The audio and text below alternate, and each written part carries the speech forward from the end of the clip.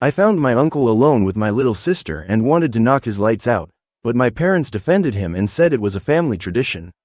To start, I am currently in custody of my two little sisters, Amy, who is 17, and Liza, who is 8, not their real names for obvious reasons. I am a 29-year-old male, and we live in Australia. I would like to warn anyone who has faced abuse in the past, as parts of this story may be triggering. To those who have experienced abuse, I deeply empathize with you. The main part of this story takes place about a year ago. I had moved out 6 years prior, relocating to another state for work and study. I was honestly quite slack in keeping in contact with my family, which is probably why this went on for so long.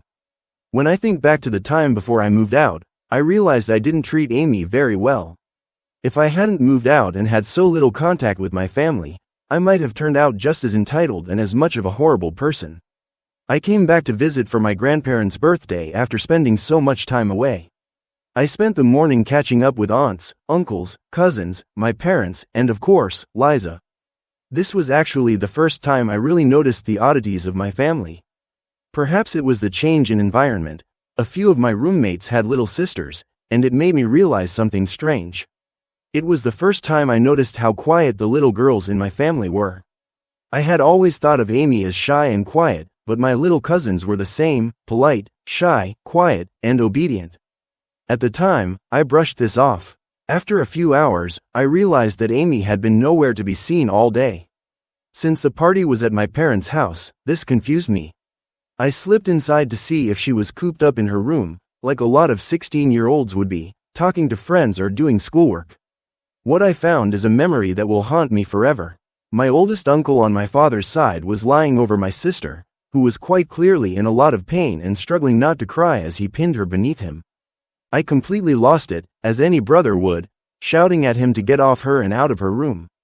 I scared the hell out of both of them, but in that moment, I was honestly ready to remove my uncle from this world. Amy was pretty messed up in the head.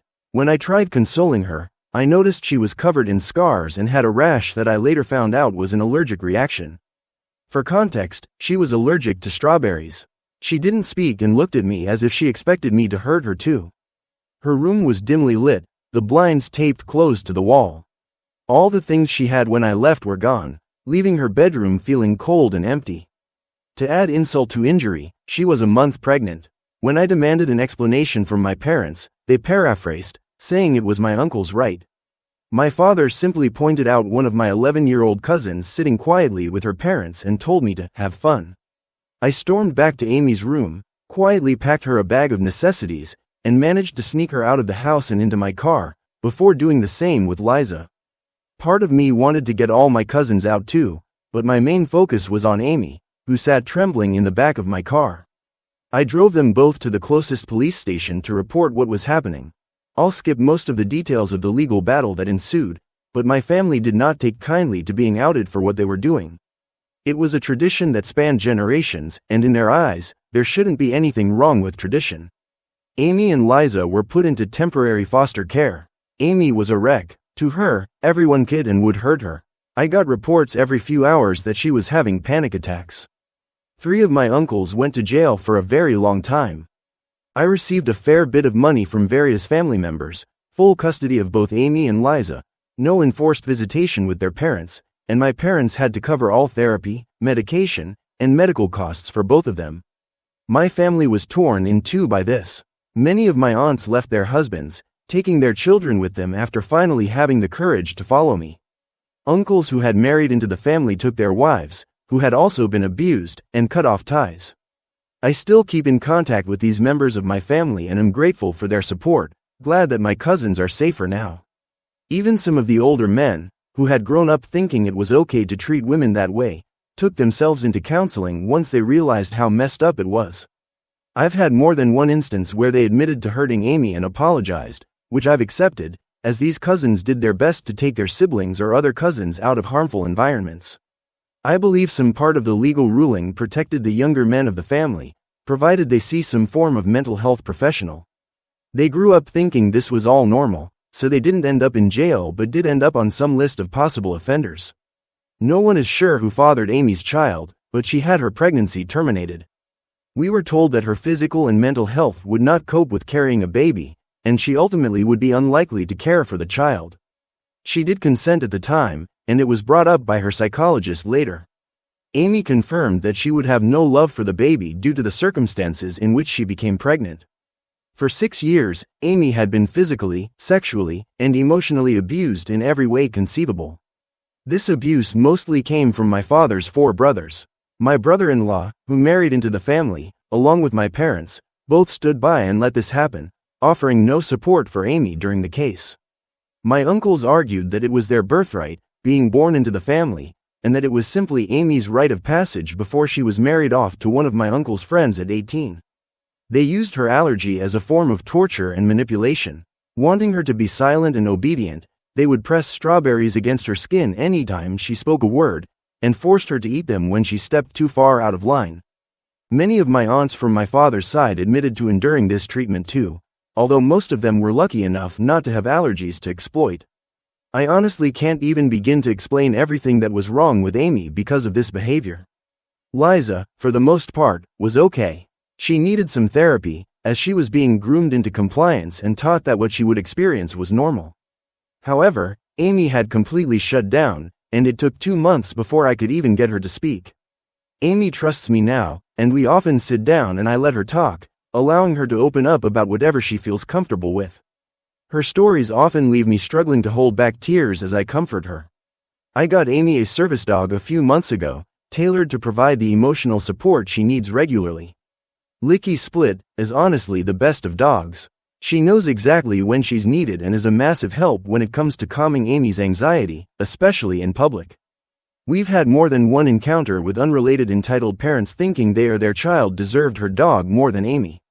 Anyone who believes that can honestly fight me, because no one deserves her dog more than Amy. On one occasion, one of my aunts, whose husband went to jail, tried to take Licky Split because their money had paid for her. I told her that if she ever came near my property again, I would call the police, as there was a restraining order against her concerning both my sisters. Later, she came back and tried to poison Licky Split with tainted meat, but one of my lovely neighbors caught her and chased her off. The police were called, and she is now in jail too, after having to pay a fine and some money to me. At this point, I'm pretty well acquainted with the legal system and sued her. My family still tried to get my sisters out of my care, reporting me for everything from animal abuse to illicit substance trafficking.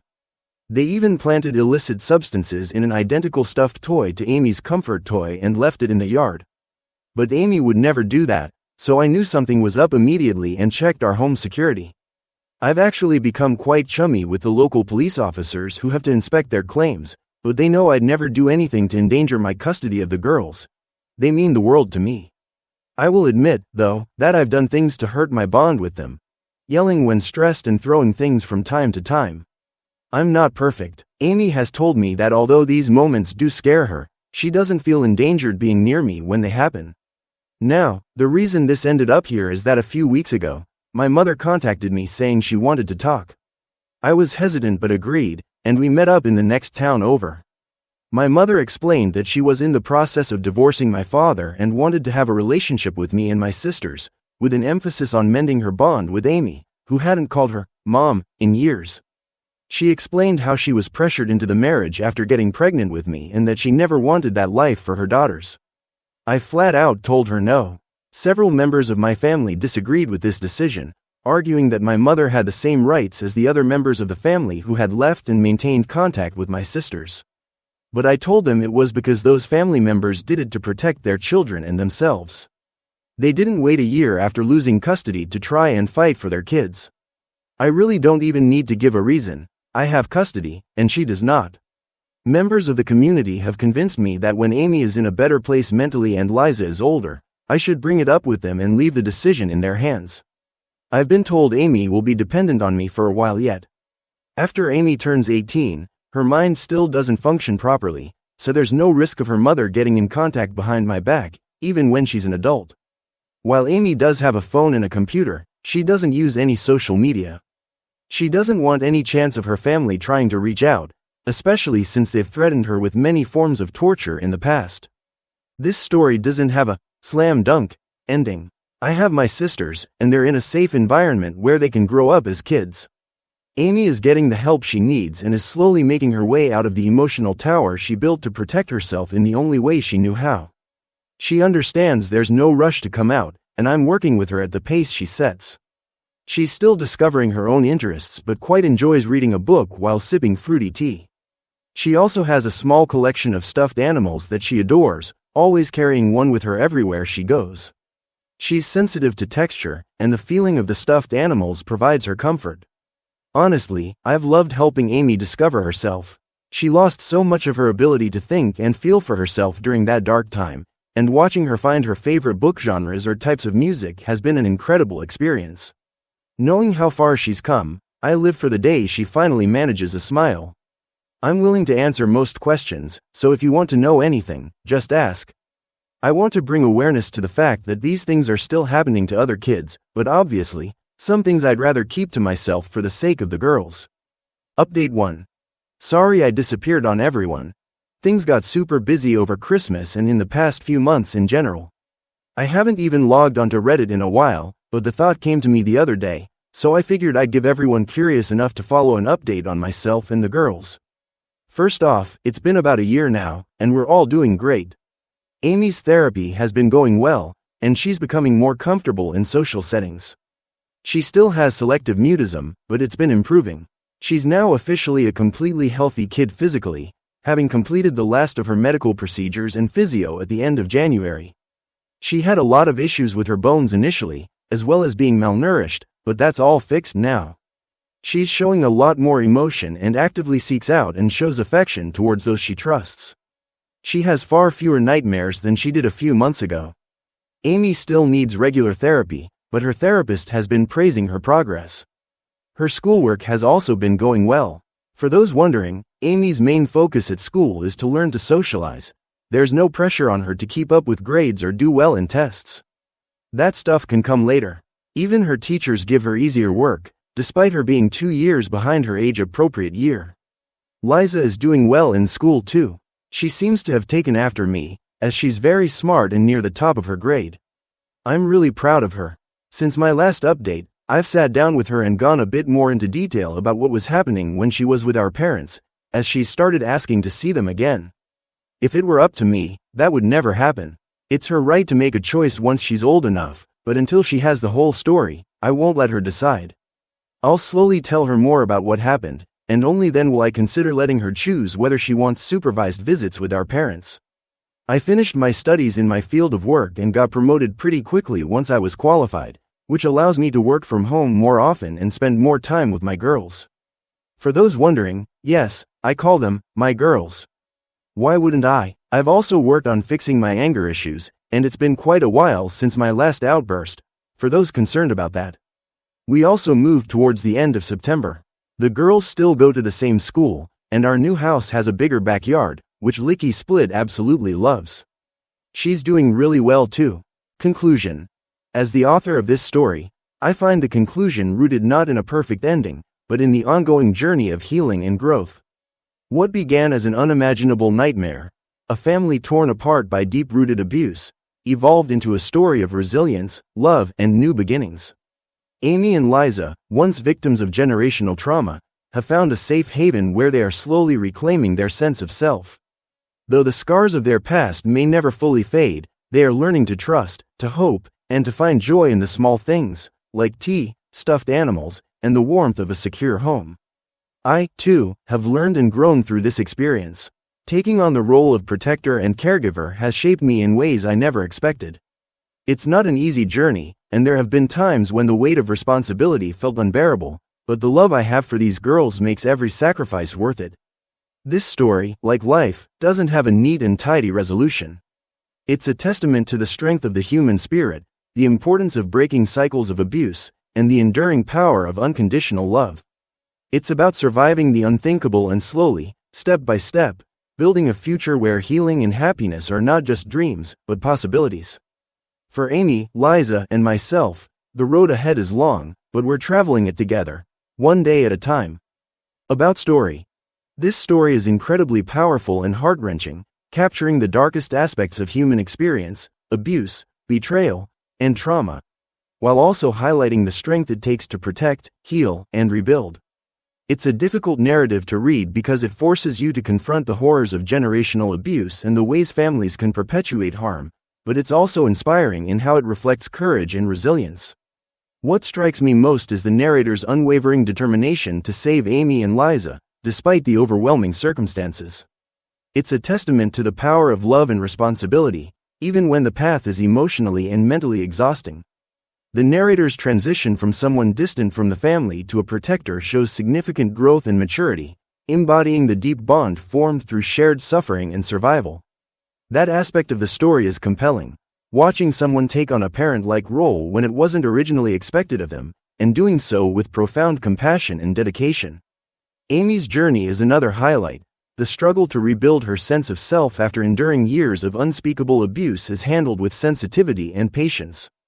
Her small steps forward, like finding comfort in tea and stuffed animals, feel like victories in a battle where progress is slow but meaningful. Liza's comparatively lighter experience provides a contrast, showing how intervention at the right time can change a child's trajectory for the better. What adds depth is how the story doesn't shy away from the emotional and psychological toll on the narrator. It's raw and honest, acknowledging the moments of anger, frustration, and imperfection. Yet, despite these, there's an overarching commitment to making a better life for the girls, which makes the story feel real and grounded. Overall, the story is an intense journey through trauma and recovery. It sheds light on dark, systemic issues like abuse within families, while also emphasizing hope, the possibility of change, and the critical importance of offering support to those who need it. The story may not have a perfectly happy ending, but it has an honest one where healing is ongoing, and that, in itself, is a victory.